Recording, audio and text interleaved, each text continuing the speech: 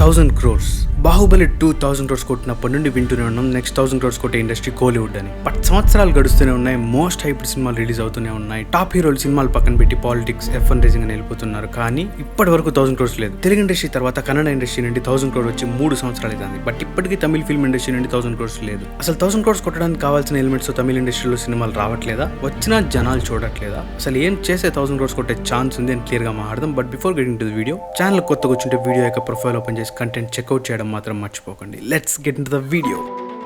Dangal, Baahubali 2, RRR, KGF 2, Pathaan, Jawan, కల్కి, పుష్ప 2 కేవలం ఈ 8 సినిమాలు మాత్రమే 1000 crores రీచ్ అయ్యాయి. అందులో టాలీవుడ్ 4 సినిమాలు, బాలీవుడ్ 3, శాండల్వుడ్ 1. ఈ మార్క్ ని 6 సినిమాలు పోస్ట్ పాండమిక్ రీచ్ అయినవే. అసలు కోలీవుడ్ వాళ్ళు 1000 crores కోసం సినిమాలు చేయట్లేదా అంటే అలా ఏం లేదు. పోనీ బడ్జెట్లు పెట్టడం లేదా అంటే అలా కూడా లేదు. సరే స్టార్ స్టడెడ్ క్యాస్ట్లు, మల్టీ స్టారర్లు లేవా అంటే అలా కూడా ఏం లేదు. మరి ఇంకెందుకురా మీకు అంటే అక్కడికే వస్తున్నా. First and foremost point, Dangal, Pathaan, Jawan Hindi సినిమాలే కాబట్టి హిందీ వాళ్ళు ఎలాగో చూస్తారు, కలెక్షన్లు వస్తే అవి పక్కన పెడితే మిగతా సినిమాలకు కామన్ పాయింట్ ఏంటంటే అన్ని నార్త్ ఇండియాలో చాలా బాగా పర్ఫామ్ చేశాయి. ఎంత మాకు మలేషియన్ మార్కెట్ ఉంది, శ్రీలంక మార్కెట్ ఉంది, గల్ఫ్ ఉంది అన్నా కూడా హిందీ వర్షన్ సపోర్ట్ లేనిదే 1000 crores టచ్ అవడం చాలా కష్టం. సో ఓవర్సీస్ ఎంత వచ్చినా ఇండియా నెట్ కలెక్షన్ లేకుండా ఆ ల్యాండ్ మార్క్ రీచ్ అవడం చాలా కష్టం. రెండోది టికెట్ రేట్ హైక్స్. ఇంతకుముందు తమిళనాడులో కూడా మనకులాగే మంచిగా టికెట్ హైక్స్ కి అప్లై చేసినప్పుడు అప్రూవ్ చేసేసేవాళ్ళు. But due to various reasons government price hikes ని అప్రూవ్ చేయకపోగా టికెట్ రేట్స్ కి క్యాప్ లిమిట్ పెట్టేసింది. అంటే సింగిల్ స్క్రీన్ లో ఇంత, మల్టీప్లెక్స్ లో ఇంత ఉండాలి అని. దాంతో పాటు మనకు మాక్సిమం కలెక్షన్స్ రావడానికి హెల్ప్ చేసే ఇంకొక థింగ్ ప్రీమియర్స్. ఫ్రెంజీ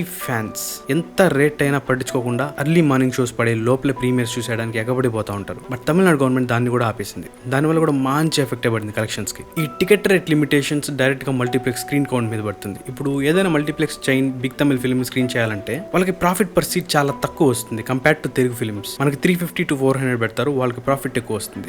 దీనివల్ల నేషనల్ డిస్ట్రిబ్యూషన్ టైప్ చాలా వీక్ గా ఉంది. దీనికంటే మోస్ట్ ఇంపార్టెంట్ థింగ్ ఏంటంటే major multiplex chain like PVR, INOX, Cinepolis లో వాళ్ళ స్క్రీన్స్ లో రిలీజ్ అయ్యే సినిమాలకి OTT విండో మినిమం 8 weeks ఉండాలి. అలా ఉంటేనే రిలీజ్ చేస్తారు, లేదంటే రిలీజ్ చేయరు. మన బిగ్ బడ్జెట్ మూవీస్ అని ఆ డీల్కి ఒప్పుకొని మల్టీప్లెక్స్ రిలీజ్ చేస్తున్నారు. But majority of the Tamil films అలా చేయట్లేదు. థియేటర్కల్ రెవెన్యూ కంటే OTT ఆఫర్ చేస్తున్న డీల్కే ఎక్కువ ఎగ్జైట్ అయ్యి క్లోజ్ చేస్తున్నారు. Big films like Leo, Jailer, Coolie కూడా సేమ్ బాపతే.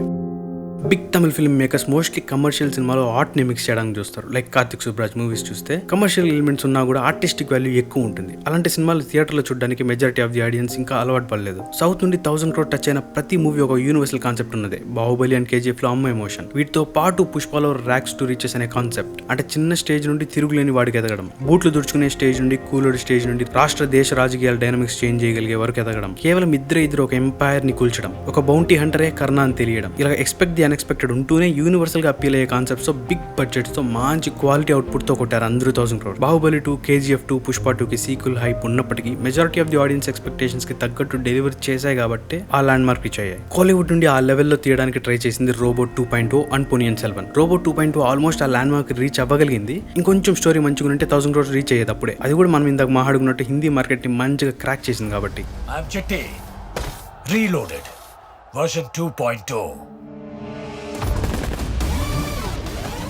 ఇప్పటికీ highest grossing Tamil films in హిందీలో నెంబర్ 1 రోబో 2.0. అప్పట్లోనే 180+ crores కలెక్ట్ చేసింది. అందుకే ఇప్పటికీ హైయెస్ట్ గ్రాస్ తమిళ ఫిల్మ్ అదే. రోబో ఫస్ట్ పార్ట్ లో చిట్టి రెడ్ చిప్ వల్ల విలన్ అయినా సరే క్లైమాక్స్ వచ్చేసరికి వీ రూట్ ఫర్ చిట్టి బతకాలని కోరుకుంటాం. మనకే కొంచెం బాధేస్తుంది. అది మిస్ అయింది 2.0లో. ఈవెన్ దో విలన్ మోటివ్ మంచిది అయినా ఎందుకో ఆ క్యారెక్టర్ తో కనెక్ట్ అయ్యేలా సీన్స్ లేవు. కొంచెం more of a technical cinema లాగా తీశారు. వాస్తవంగా చెప్పాలంటే ఆ పిల్ల చిట్టీలు పెట్టి గబ్బులేపారు.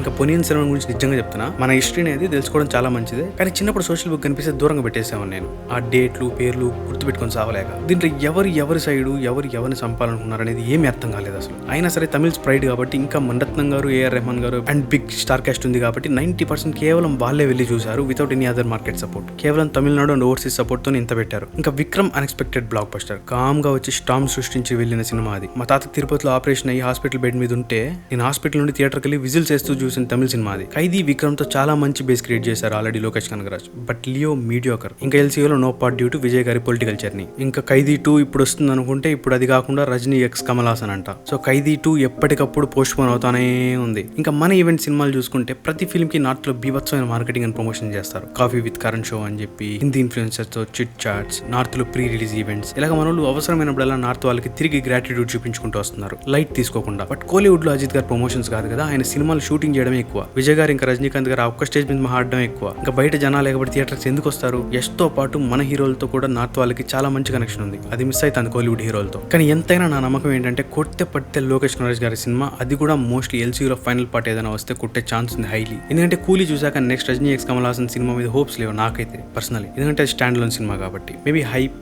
అనిరుద్ మ్యూజిక్ కాంబినేషన్ వల్ల చాలా బాగా కలెక్ట్ చేయొచ్చు. కానీ ఈ ల్యాండ్ మార్క్ అయితే కొంచెం కష్టమే. ఆల్రెడీ మనం ఈ వీడియోలో మాట్లాడుకున్నట్టు విజయ్ గారు పాలిటిక్స్, అజిత్ గారు ఎఫ్ఎన్ రేసింగ్, శివకార్తికేయన్ గారు ఇప్పుడే ట్రాక్ ఎక్కుతున్నారు, సూర్య గారు ట్రాక్ తప్పారు. కేవలం రజనీకాంత్ గారు మాత్రమే ఈ వయసులో combinations, most wanted music director and directors తో వర్క్ చేస్తూ ఇండస్ట్రీకి రెవెన్యూ జనరేట్ చేస్తున్నారు. తమిళ ఇండస్ట్రీలో కూడా ఫ్యాన్ వర్స్ పీక్స్ లో ఉంటాయి. వాస్తవంగా మెన్షన్ చేయాలంటే ఇలా మెన్షన్ చేయొచ్చు. టాలీవుడ్ ఫ్యాన్ వర్స్ తర్వాత ఆ రేంజ్ లో కొట్టుకు తెచ్చే ఫ్యాన్ వర్స్ ఉన్న ఇండస్ట్రీ కోలీవుడ్. సినిమా బాగున్నా బాగాలేకపోయినా నెగిటివ్ చేస్తూ ఉంటారు వాళ్ళ హీరోస్ కి కాంపిటీషన్ తెలిస్తే. ఇంకోటి డైరెక్టర్స్ మైండ్ సెట్.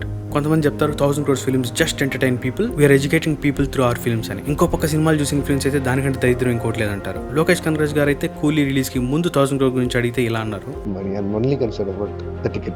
రిలీజ్ అయ్యాక ఇలా అంటున్నారు, I can never write a story for their expectations.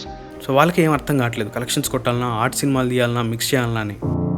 1000 crores plan చేసి కొట్టడం అంటే ఈగిన బుల్లెట్తో కాల్చడమే. కాల్చొచ్చు, కానీ ఎన్నిసార్లు ట్రై చేయాలో మనకే తెలియదు. ఇంపాసిబుల్ అయితే కాదు, కానీ పాసిబుల్ అయ్యేలా చేయడానికి ఎన్నో ఫ్యాక్టర్స్ కలిసి రావాలి. ప్లాన్ చేసి చాలా ప్రెషర్ బిల్డ్ అవుతుంది, అది అందుకోలేదంటే అలానే బస్ట్ అవుతుంది. కాంతారా చూసి అర్థమవుతుంది, అసలు ఒక్కో లాంగ్వేజ్ లో ఒక్కోసారి రిలీజ్ అయింది. చాలా ఆర్గానిక్ గా కలెక్షన్స్ పెరిగాయి సినిమాకి. నార్త్ అనే కాదు, ప్రతి ఇండస్ట్రీ బ్రహ్మరథం పట్టారు. రీసెంట్ గా కొత్తలో ఒక చూస్తే ఇంకా క్లియర్ గా అర్థమవుతుంది, అసలు మలయాళం వాళ్ళు ఎక్స్పెక్ట్ చేయలేదు వాళ్ళ ఇండస్ట్రీ నుండి ఇంత టెక్నికలీ అడ్వాన్స్ ఫిల్మ్ వస్తుంది అని. First female super hero film to cross 100 crores in India. No pan India pressure, no expectations, no nothing, only collections. అంతకు మించి ఆడియన్స్ సాటిస్ఫాక్షన్. మనం అనుకుంటాం కానీ మన సినిమాలు మనం తక్కువ మంచి వేసుకుంటాం. ఈ 1000 crores వాల్యూ ఉంది కాబట్టి మనకు తెలియట్లే. ఒక్కటి కూడా లేకుండా 1000 crores ఎలా అయినా కొట్టాలని మాటికి ట్రై చేసి చేయలేకపోతాం. కోలీవుడ్ వాళ్ళకి బాగా తెలుసు. కొంతమంది అనొచ్చు, అవసరమే లేదు, మాకు వచ్చే కలెక్షన్ చాలు, ఆర్ట్ ఫిల్మ్స్ ఇస్తాము, down the line Gen Z audience మెచ్చుకునే ఫ్యూచర్ ప్రూఫ్ సినిమాలు తీస్తాము అని. మ్యాటర్ ఏంటంటే అన్ని కాకపోయినా అప్పుడప్పుడు అలా ఈవెంట్ ఫిల్మ్స్ ఈ మైల్ స్టోన్స్ ని దాటి కొత్త మైల్ స్టోన్స్ అచీవ్ చేసినప్పుడు అలా కొత్త జానరాస్, కొత్త ఎక్విప్మెంట్, కొత్త టెక్నాలజీ, ఇలా చాలా వాటికి డోర్స్ ఓపెన్ అవుతాయి. అప్పుడు కొలాబరేషన్స్, రీచ్, స్టోరీస్ అన్ని బిగ్గర్ అవుతాయి. In short,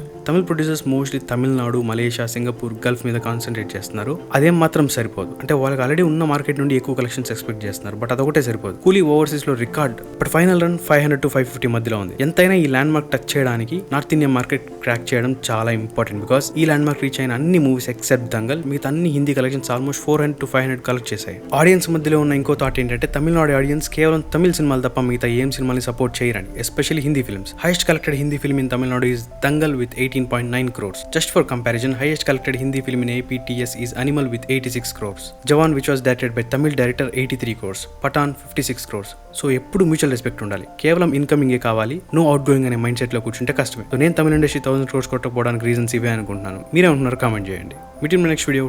take care, bye.